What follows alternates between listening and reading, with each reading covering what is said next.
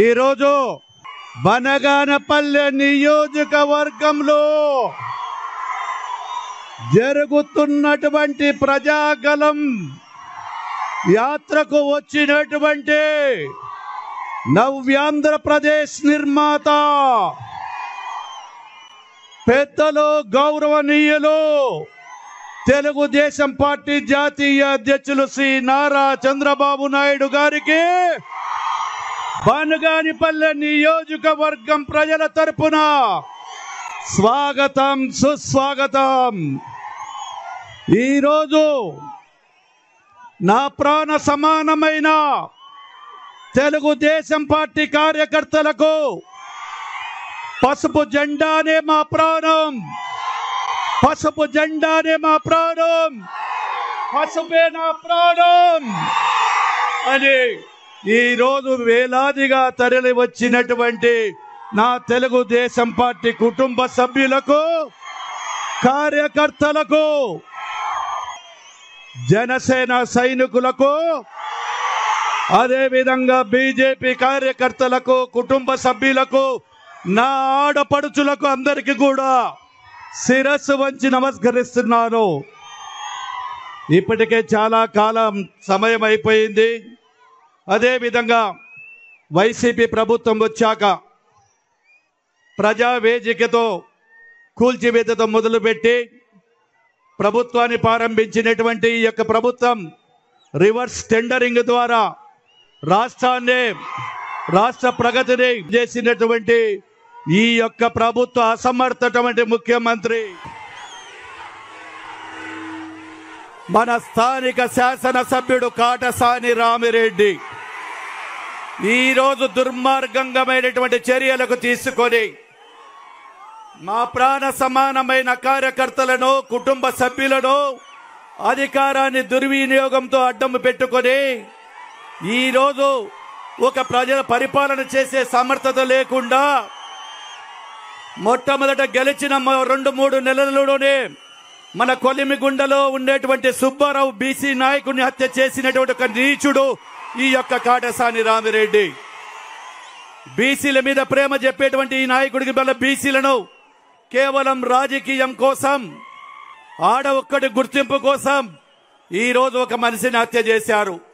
ఇది ఒక్కటే కాదు సార్, ఈరోజు బనగానపల్లె జనంలో ఎస్సీ కేసులు, ఎస్టీ కేసులు, ఆత్మహత్య అటెంప్ట్ మర్డర్ కేసులు, బైండ్ ఓవర్ కేసులు, రౌడీ సీటర్లు వందలాదిగా తెరిచాడు।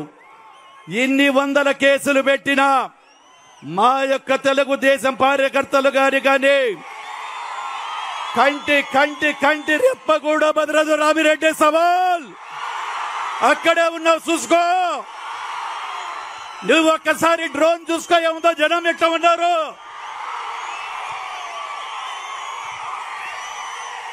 మా కంటి రెప్ప భయపడదు। తెలుగుదేశం పార్టీ నాయకులు గాని, కార్యకర్తలు గాని తెలుగుదేశం పార్టీ కోసం ప్రాణాలు అర్పించడానికైనా సిద్ధమే గాని తెలుగుదేశం పసుపు పచ్చ జెండా వీడరని కూడా తెలియజేస్తా ఉన్నాను।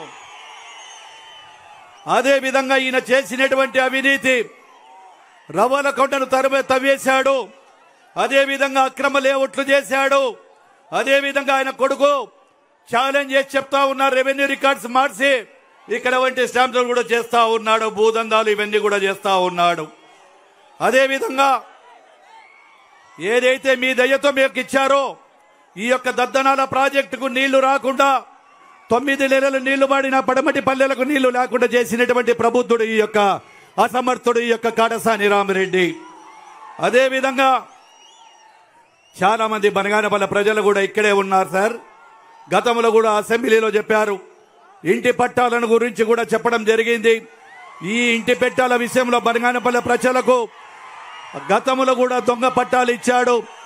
ఆ దొంగ పట్టాలు ఇచ్చి అదే విధంగా కూడా అక్కడ కూడా లేకుండా చేసి ఇప్పుడు ఏదైతే నివాస యోగ్యానికి యోగ్యం కాదో అటువంటి పట్టాలన్నీ కూడా ఇచ్చి ప్రజలను మోసం చేస్తే కోర్టుకు వైపు వెళ్తే అసెంబ్లీ సాక్షిగా మీ ముందర కూడా మాట్లాడడం జరిగింది। అదే విధంగా ఈరోజు ఆర్భాటంగా ఇక్కడ ప్రారంభించినటువంటి హాస్పిటల్, ఈ హాస్పిటల్లో ఎన్ని వసతులు ఉన్నాయో చేయండి। నాభిక వాస్తవం చేస్తే కూడా అక్కడ మిషనరీ లేదు, మిషన్లు లేవు, ఆర్భాటంగా కూడా చేయడం జరిగింది. అదేవిధంగా గత ప్రభుత్వంలో ఇచ్చినటువంటి శాదీఖానాలు కానీ ఆ శాదీఖానాలను కూడా మధ్యలోనే ఆపేయడం జరిగింది. ఇప్పుడు మళ్ళా కొత్తగా కమ్యూనిటీ హాల్ అని చెప్పి ప్రజలను మోసం చేసి మైనార్టీ సోదరులందరినీ కూడా చేస్తూ ఉన్నాడు. అదేవిధంగా తమరు ఇచ్చినటువంటి అవుట్డోర్ స్టేడియంలో కూడా దాని మధ్యలోనే ఆపేసి నిలిపేసినటువంటి అసమర్థుడు ఈయన. తమరి ప్రభుత్వం ఉన్నప్పుడు మీరు నాకు సహకరించి దాదాపుగా 1800 కోట్ల రూపాయలతో ఆ రోజు మీరు ఇచ్చినటువంటి అభివృద్ధిని జీవితంలో మర్చిపోలేము. అదేవిధంగా మీరు ఏదైతే సీసీ రోడ్లు, అదేవిధంగా పొలాలకు గ్రావెల్ రోడ్లు, తర్వాత చెరువులకు పూడితీతలు తీసినటువంటి మీ రుణం ఈరోజు ప్రజలందరూ కూడా గుర్తు చేసుకుంటా ఉన్నారు.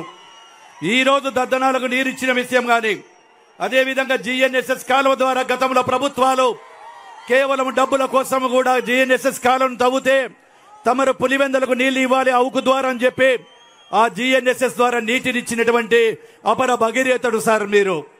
ఎందుకంటే ప్రజలు చూశారు, కొన్ని ఏళ్లుగా నిలబడిపోయినటువంటి GNSS కాలువ, అదే కొన్ని 13 సంవత్సరాలు 20 సంవత్సరాల కింద మొదలుపెట్టినటువంటి గోర్కల్ రిజర్వాయర్ తమరు వచ్చిన తర్వాత కంప్లీట్ చేసి 13 TMCల నీళ్లను నిల్వ ఉంచి ఇచ్చినటువంటి ఘనత కూడా తమరికే దక్కుతుందని కూడా తెలియజేస్తా ఉన్నాను. అదేవిధంగా బనగానిపల్లె పట్టణంలో ఈ అసమర్థుడితో రింగ్ రోడ్డు కూడా రాకుండా చేసి తమరు ఇస్తే రింగ్ రోడ్డు ఇచ్చారు, దానికి టెండర్లు పిలిస్తే రివర్స్ టెండర్ల ద్వారా కూడా చేసి ఈ రోజు అది కూడా రాకుండా నిలిపివేయడం జరిగింది.